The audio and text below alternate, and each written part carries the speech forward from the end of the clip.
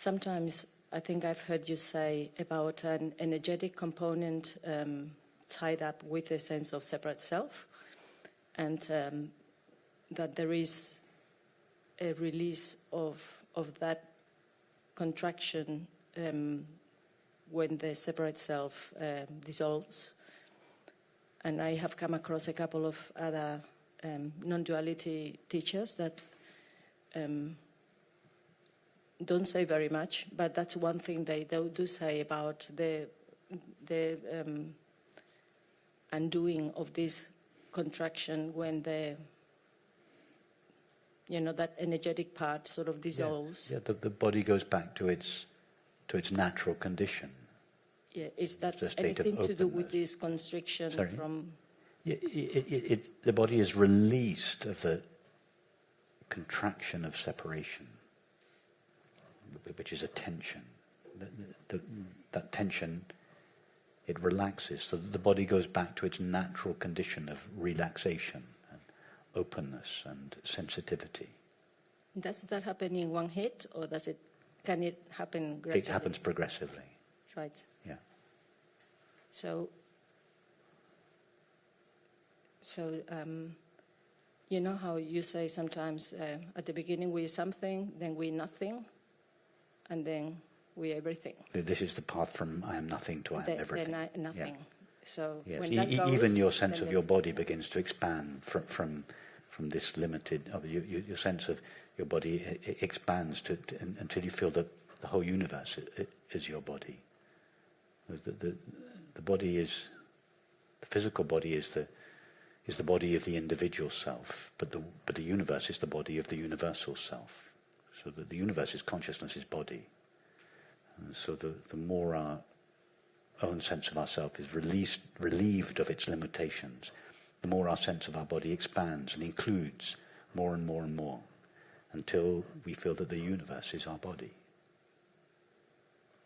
Yeah, is it possible that some of I don't know if this is okay, I hope you don't mind, the Neo-Advaita are not into the expansive state, they are a bit more into the we are nothing state? I don't know about that. Okay. It's kind of like a bit of a shock, this thing. Sorry, say that again. It seems a bit of a shock of that kind of way of thinking, but yeah.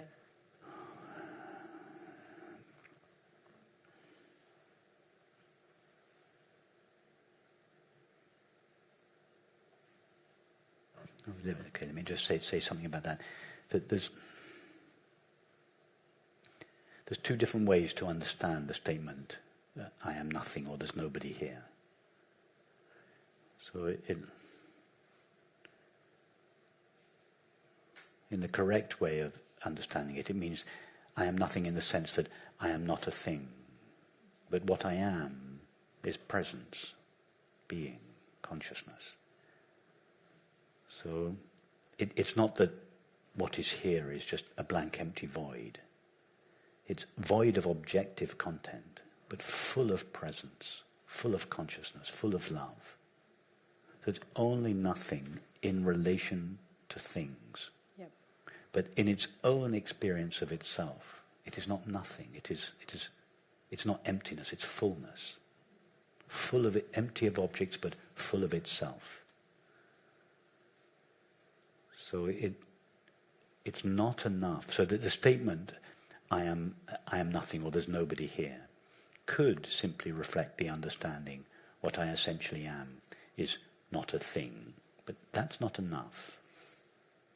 It's not enough to know that the snake is not a snake. We have to see the rope. It's not the understanding that it is not a snake. The understanding it is not a snake does not give us knowledge of the rope. It is knowledge of the rope that gets rid of the belief that it is a snake. So it is not enough to know I am not a thing. That, or I am nothing in that sense. That's masquerades as the non-dual understanding, but it's not the non-dual understanding. The non-dual understanding is the recognition of what I am. It is not the recognition of what I am not. Although sometimes the recognition of what I am is preceded by the recognition of what I am not.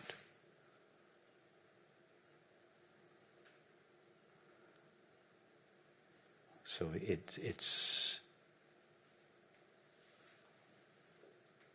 the recognition I am nothing is not what is traditionally referred to as enlightenment. The recognition there's nobody here is not what is traditionally referred to as enlightenment. In contemporary non-dual circles, it masquerades as enlightenment. But that's a misunderstanding. In some cases, it can be a first step to that recognition, but it is not itself the recognition. The recognition, it is not a snake, is not enough. You have to see the rope. You have to know the rope. We have to know what we are, not just know what we are not. Yeah, that's why we're here. Exactly, yeah. Thank you.